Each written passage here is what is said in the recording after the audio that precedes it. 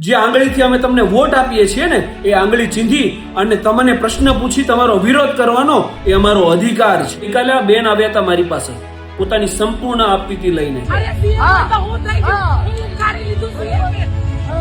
કે અમુક ગાભા મારું રાજકારણીઓ આમના ઘરે પોલીસ કર્મચારીઓ મોકલે છે, પોલીસ આમના આડોશી પાડોશીને પૂછપરછ કરે છે, ઓટો રિક્ષા લઈ આમના પિતા પાસે જાય છે, અમને ફોન કરે છે અને ધમકાવે છે કે તમે પોલીસ સ્ટેશન આવો, સીએમ નો માફી માંગતો વિડીયો બનાવો, નહીં તો અમે તમારી સામે ગુનો દાખલ કરીશું. અરે ઢાંકણીમાં પાણી લઈને ડૂબી મરવું જોઈએ. જે મહિલા મેડિકલ ઇમરજન્સીને કારણે ફ્રસ્ટ્રેશનમાં આવી અને ઓન રોડ વીઆઈપી કલ્ચરનો વિરોધ કરે છે તો એવી મહિલાનો સીએમ કાર્યાલયમાં બોલાવી અને એમનું સન્માન કરવાને બદલે તમારી ઉપર ગુનો દાખલ કરીશું એવી ધમકી આપો છો.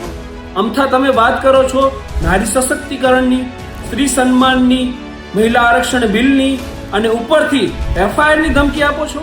આવા દોગલાપણો દાખવો છો.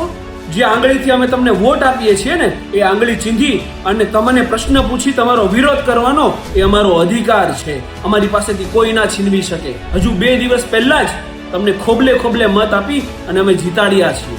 આ માટે જીતાડ્યા છે એક પદને અનુસંધાનમાં થતો વિરોધ તમે વ્યક્તિગત કઈ રીતે લઈ શકો. એને કોઈ વ્યક્તિનું નામ લઈને તો નતું કીધું કે તમે આ વ્યક્તિ થઈને શું ઉખાડી લીધું. એને તો એવું કીધું હતું કે સીએમ થઈને તમે શું ઉખાડી લીધું. તો તમે સીએમ નું પદ કઈ દહેજમાં તો નથી લાવ્યા, આ આંગળીથી વોટ કરીને જ તમને જીતાડ્યા છે. અને પછી જો એવું જ હોય ને તો સીએમ સચિવાલયમાંથી એક લેટર પેડ ઇસ્યુ કરો કે કોઈને પણ વિરોધ કરવો હોય, કોઈને પણ વિડીયો બનાવવો હોય ને તો પેલા સીએમ આવાસમાંથી બધાને પરવાનગી લેવાની, એ પરવાનગી મળે પછી જ વિડીયો બનાવવાનો.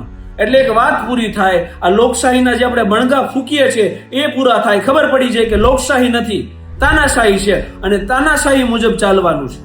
અને જો એવું ના હોય ને તો હું જે સમજાવવા માંગુ છું એ સમજજો. સમજાય તો વંદન છે, બાકી આવતીકાલે 5-10 પોલીસ કર્મચારીઓ અમારી પાસે પણ મોકલી દેજો. એ બેનની સાથે તો અમે અડેખમ ઉભા છીએ, કઈ નહીં થવા દઈએ.